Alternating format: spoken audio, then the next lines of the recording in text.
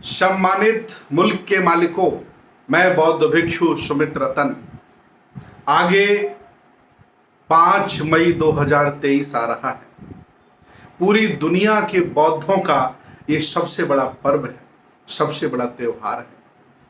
मैं आपसे पूछना चाहता हूं, आपसे जानना चाहता हूं कि आने वाला पर्व बुद्ध पूर्णिमा, बैसाख डे आप कैसे मनाते हैं। अगर आपको नहीं जानकारी है तो मैं आपको बताना चाहता हूं कि आपको बैसाख डे बुद्ध पूर्णिमा कैसे मनानी है। भारतीय इतिहास में जैसी की मान्यता है कि बुद्ध पूर्णिमा के दिन तथागत भगवान बुद्ध का जन्म हुआ था।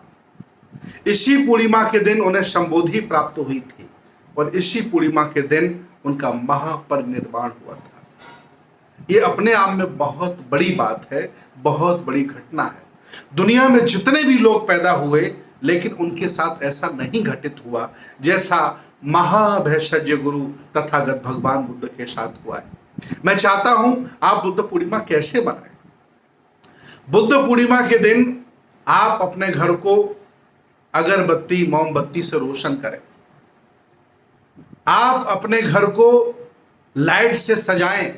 आप अपने घर को दीपक से जगमग करें और नए कपड़े पहने, हो सके तो नए सफेद वस्त्र धारण करें।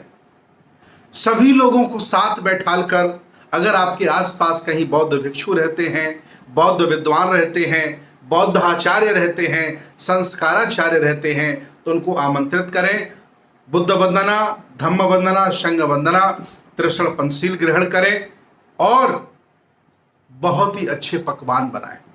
इतना ही नहीं, आप जैसा कि बौद्धों में परंपरा है, आप खीर भी बनाएं और खीर बहुत अच्छी बनाएं और खीर बना करके स्वयं उसको खाएं और आस-पास जो लोग आपकी बुद्ध पूर्णिमा में शामिल नहीं हुए हैं, आपके महोत्सव में शामिल नहीं हुए हैं, उनके घर वो खीर देने जाएं।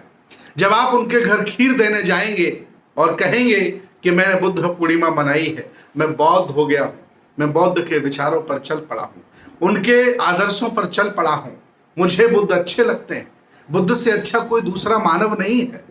जब उन्हें खीर आप देने जाएंगे तो सहर्ष व खुशी से आपकी खीर स्वीकार कर लेंगे और अगली बार जब बुद्ध पूर्णिमा आएगी तो आपकी बुद्ध पूर्णिमा में जरूर शामिल होंगे। याद रखें, अभिमान घमंड किसी भी तरह का उसे दूर रख दें।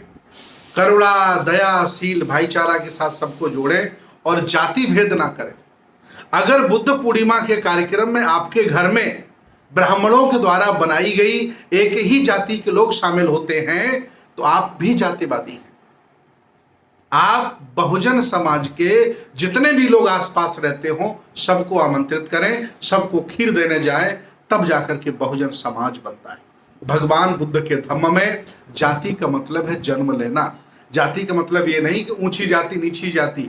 और ये भाव अगर आपके मन में बैठा है तो आपसे ज्यादा मनुवादी और आपसे ज्यादा नालायक व्यक्ति दुनिया में कोई नहीं हो सकता।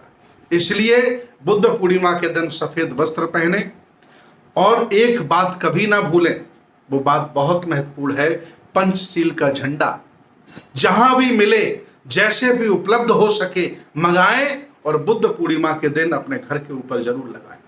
जब बुद्ध पूर्णिमा के दिन अपने घर में आप पंचशील का झंडा लगाएंगे तो जब लोग देखेंगे तो पूछेंगे कि ये झंडा किसका है।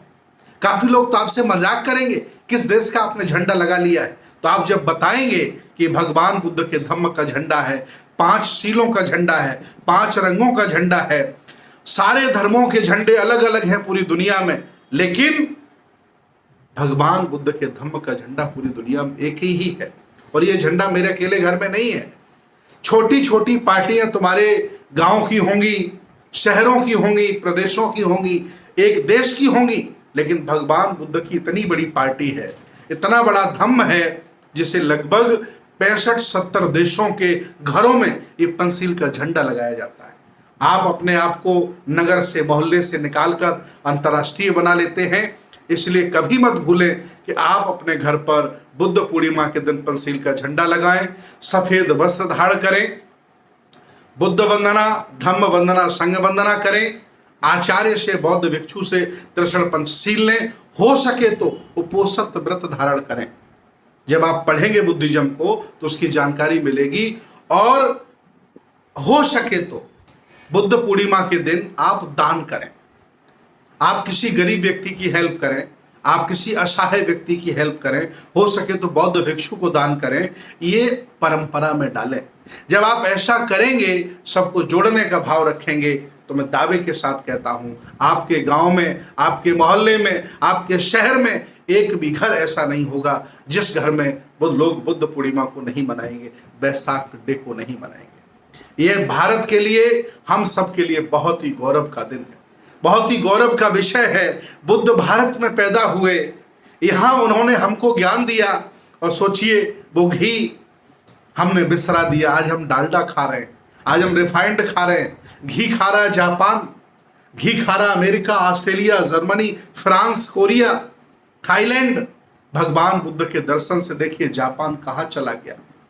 Hyundai, Honda, Toyota, Nikon, Sony कंपनियां बनाकर के पूरी दुनिया को अपने सामान बेच रहा है, और हम अंधविश्वास पाखंड में जकड़े हैं। आओ हम गर्व से कहते हैं कि हम बौद्ध हैं, बौद्ध लिखें, बौद्ध बने, बौद्ध दिखें। आपके संस्कारों से, व्यवहार से, आपके पहनावे से दिखना चाहिए कि आप बौद्ध हैं, बुद्ध के अनुयायी हो गए। अगर ऐसा नहीं दिखता है तो ये धोखा है। और याद रखना, बाबा साहब का दिया हुआ सब कुछ आपने ले लिया, चाहे आरक्षण हो, चाहे स्वच्छ पानी हो, चाहे कुर्सी हो, चाहे मान सम्मान हो, लेकिन बाबा साहब का दिया हुआ धम्म अभी तक आपने स्वीकार नहीं किया। ऐसा अन्याय आप क्यों कर रहे हैं? इसलिए बहुजन समाज के लोगों, ध्यान से सुनो, एक बार फिर आपसे कह रहा हूं कि जो सम्मान बुद्ध की छाया में आपको मिल जाएगा, दुनिया में कोई नहीं दे सकता। और बाबा साहब ने 20 वर्ष अध्ययन करके आपको भगवान बुद्ध का धम्म दिया। विचार करिए, सम्राट अशोक ने अपनी बेटी, अपने बेटे को बौद्ध भिक्षु बनाकर के विदेश में प्रचार करने के लिए भेजा। आज दिन तक इस भारत में दूसरा कोई सम्राट अशोक पैदा नहीं हुआ। कितना बड़ा गौरव है ये। लोग लांछन लगाते हैं, आरोप लगाते हैं हमारे चरित्रों पर, हमारे पात्रों पर, हमारे महापुरुषों पर। उनकी बात पर ध्यान मत दीजिए, क्योंकि आपके हाथ में लेखनी नहीं रही। लिखने वालों ने आपका चरित्र हनन किया है, आपके साथ अन्याय किया है, आपका चित्रण अच्छा नहीं किया। इसलिए घबराइएगा नहीं। आ रही है 5 मई 2023। मत भूलिएगा कि आपका घर मोहल्ले में सबसे अच्छा चमकना चाहिए।